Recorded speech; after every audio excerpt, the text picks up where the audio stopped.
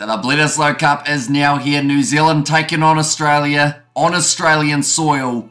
A team so far that haven't been able to get themselves a victory throughout this Rugby Championship. And they are going head to head with the All Blacks, a side that have won 2 from 2 and are looking to make it a clean sweep in the Rugby Championship for 2023. But in this preview, we will be looking through at the selections that the two sides have gone with, the previous fixtures that they have played, and then at the end a prediction of who we think will be walking away with the victory. But starting with the Wallabies, Eddie Jones, he's made quite a few changes to this Wallabies lineup. The main talking point is probably the back line, but in that forward pack we see Tom Hooper take the spot at number 7. That is rather than a Fraser McWright or Michael Hooper, and I think that was a little bit surprising for a few people to see both of those men left out. That is one of a few changes that they have made in that 4-pack. Nick Frost gets a spot back in the starting side after playing in that game up against the Springboks. They have brought him back, and then also a little bit of change in the front row with Angus Bell coming in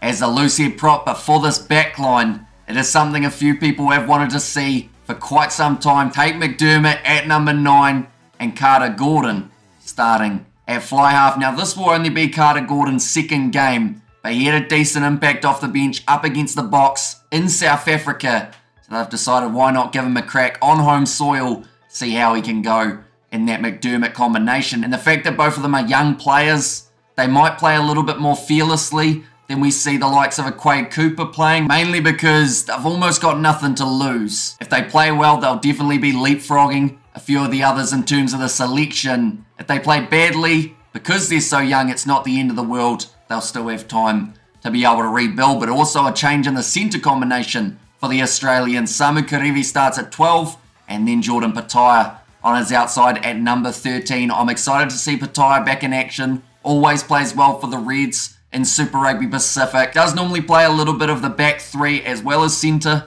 for the Reds and can be very effective. Got some very good pace, and him and Samu Kerevi, I like that combination, and they need a good centre pairing because they'll be going head to head with Jordie Barrett and Rieko Ioane. The only real talking point other than the players that I have mentioned is probably Andrew Callaway playing at number 15 rather than Tom Wright, Reece Hodge, Tom Banks, or any of those other fellas that they could have put at the back. But now looking through at New Zealand, they have not made many changes at all to the starting lineup compared to what they had in their last game up against the Springboks. The lone change, Dalton Papali'i, and that is due to the injury of Sam Cane. Other than that, completely identical to what they went with in the game up against the Boks. Shannon Frizzell, he had a fantastic game, so he keeps his spot at number 6. Another man who played extremely well up against the Springboks, Will Jordan. He will be back on the right wing, just like he was in the last game. But overall, the All Blacks, they seem to have found a combination that they are confident with.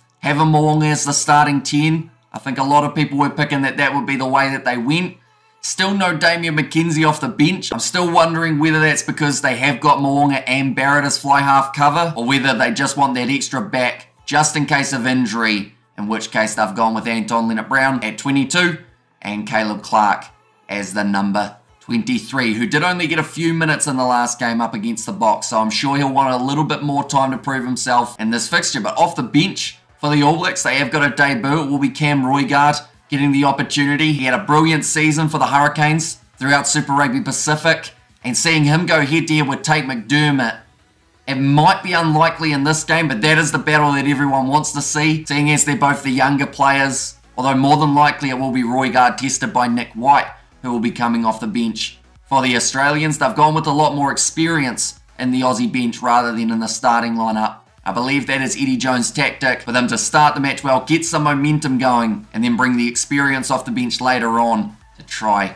and close the show. And of course, with the Bledisloe Cup only being a 2-match series, it means every moment in this 80 minutes will be absolutely crucial for Australia. This is their home game, whereas the next game they are going to be heading to New Zealand for Bledisloe Cup match 2, and that is next week, afternoon game on the Saturday. We will also be covering that one on the channel. But looking through now at the previous fixtures for these two sides, we have seen Australia unfortunately be beaten in both of their games. In that game up against South Africa, in South Africa, they started well for the first about 10 minutes or so, but then from there they weren't able to continue that momentum. The Boks started playing that physical game that we normally see from their big pack, and Australia just weren't quite able to hang with them. Also, way too many handling errors in that game for the Wallabies. The end score in that game, 43 points to 12. So certainly not how the Wallabies wanted their Rugby Championship to start. In their second game, it was a thrilling contest between them and Argentina. It went down to the wire,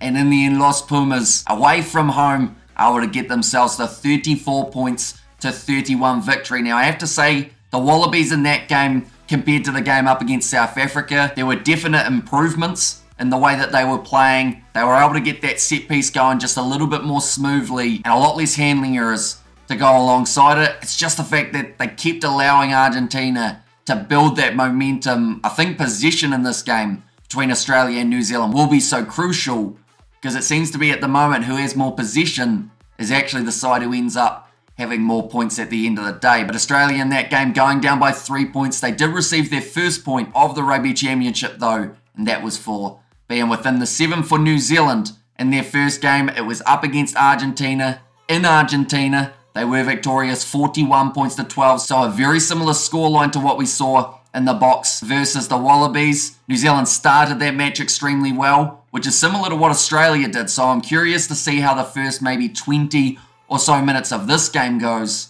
The All Blacks, they just seem to continue building that momentum. In the second half, they actually scored the same amount of points as Argentina did. So it evened out quite nicely heading into that second 40 minutes.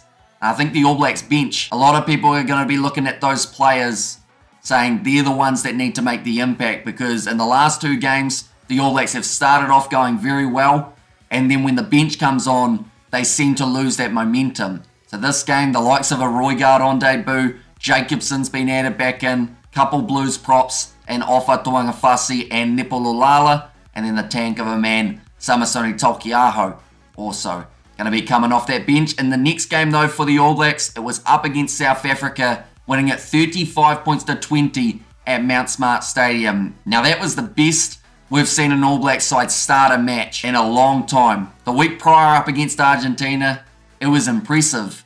But this game up against the Springboks, they just starved them of the ball. First about 12 minutes of the contest, the All Blacks had all the attack, all the possession, and hardly had to make a tackle. And that was where South Africa found themselves behind from the get-go. They were slowly able to work their way back into the game though, having a very good moment when Malcolm Marx and the rest of the bomb squad made their way off the bench.